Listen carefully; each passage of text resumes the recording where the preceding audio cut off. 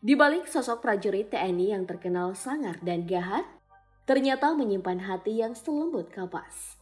Selain terampil menggunakan senjata, tangan-tangan kuat mereka juga digunakan untuk menolong orang-orang yang kesusahan. Di video kali ini, aku telah merangkum beberapa kisah prajurit TNI yang sangat mengharukan. Seperti apa kisahnya? Mari kita bongkar.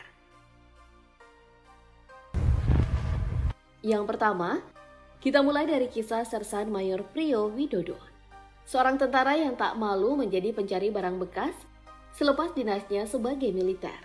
Pasti banyak orang yang heran mengapa ada anggota TNI yang mau melakoni pekerjaan pemulung, meskipun hanya sekedar pekerjaan sampingan saja.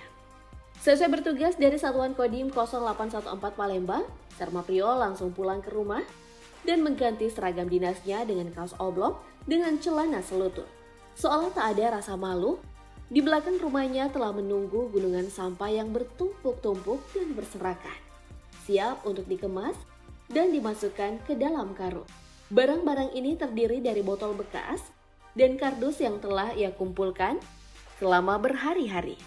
Ternyata, ada sebuah cerita haru yang terselip di balik kegiatan memulungnya ini. Menjadi seorang pemulung sampah, dipilih oleh Serma Priyo setelah gagal merintis sebuah bisnis di bidang peternakan dan perikanan. Alhasil ia pun harus memutar otaknya, mencari pendapatan di bidang lain yang bisa dijangkau olehnya.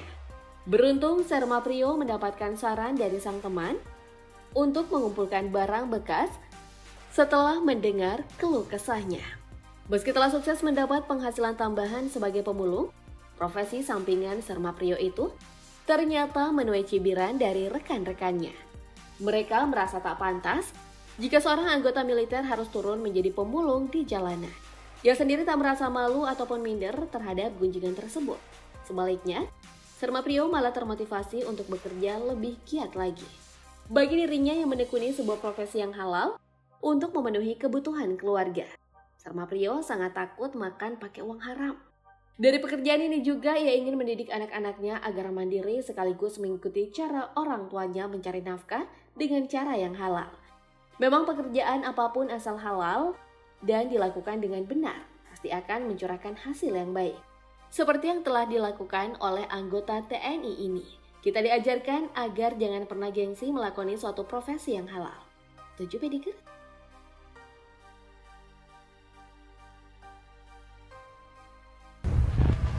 Selanjutnya, ada kisah inspiratif dari seorang anggota TNI di Rembang, Jawa Tengah. Prajurit yang bernama Serka Suyuti ini menyelamatkan nyawa seorang remaja yang terlantar. Kisahnya dimulai saat Suyuti bertemu seorang anak remaja yang bernama Teguh Ahmad Bahari. Singkat cerita, Suyuti menawarkan remaja tersebut mondok di RA asal desa Dadapan Sedan. 3 pekan mondok tiba-tiba jatuh pingsan. Dikira sudah meninggal dunia, sempat dibawa puskesmas Lasem, langsung dirujuk RSUD setempat. Dari hasil diagnosa dokter, remaja ini mengalami usus buntu, harus jalani operasi. Tanpa berpikir panjang, Serka Suyuti siap bertanggung jawab. Meski biaya operasi mahal, semata-mata rasa dasar kemanusiaan. Melihat penderitaan Teguh menghadapi situasi hidup dan mati. Tanpa Suyuti sangka, Komandan Kodim 0720 Rembang turut datang menjenguk. Tak lama, Suyuti menerima kabar lewat telepon dari rumah sakit, menyampaikan bahwa seluruh biaya perawatan Teguh ditanggung pemerintah. Dirinya terharu dan menangis. Upayanya telah memberikan manfaat menyelamatkan nyawa seorang anak. Semua kisah dari Serka Suyuti ini memberi kita inspirasi untuk terus melakukan kebaikan tanpa pandang bulu.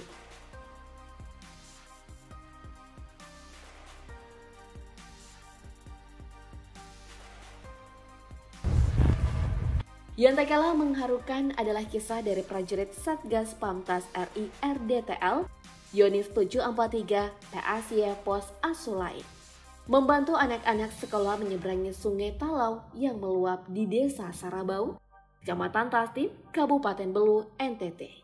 Anak-anak sekolah ini terpaksa harus setiap hari melintasi sungai tersebut saat ke SDN Salore yang berada di Dusun Dubanas. Mereka terpaksa melakukan hal berbahaya ini karena belum memiliki jembatan. Bahkan di musim hujan, anak-anak sekolah nekat menyeberang sungai dengan kondisi air di sungai tergolong deras. Mereka tidak memiliki pilihan lain karena akses satu-satunya untuk berangkat dan kembali dari sekolah harus melintasi Sungai Telau. Beruntung ada inisiatif dari personil Posalore Satgas, Pamtas RI RDTL Sektor Timur Unif Rider 142 yang membantu anak-anak sekolah menyeberang sungai dengan cara digendong. Bantuan seperti ini tidak hanya bagi anak-anak sekolah, tapi juga bagi masyarakat yang berada di wilayah seberang sungai.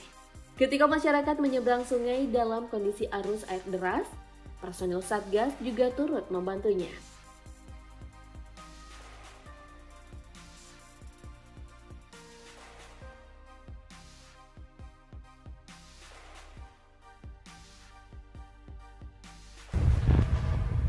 Hal serupa juga dilakukan oleh Serka Darwis yang seberangkan anak sekolah di salah satu sungai di Kolaka Utara, Sulawesi Tenggara. Tekad yang dilakukan Darwis ini bahkan sempat viral dan menuai sangat banyak pujian oleh warganet. Sersan Kepala Darwis adalah petugas Babinsa yang bertugas di Desa Maropo, Kecamatan Rantai Angin, Kabupaten Kolaka Utara, Sulawesi Tenggara. Serka Darwis membantu siswa menyeberangi sungai Rantai Angin demi bisa bersekolah.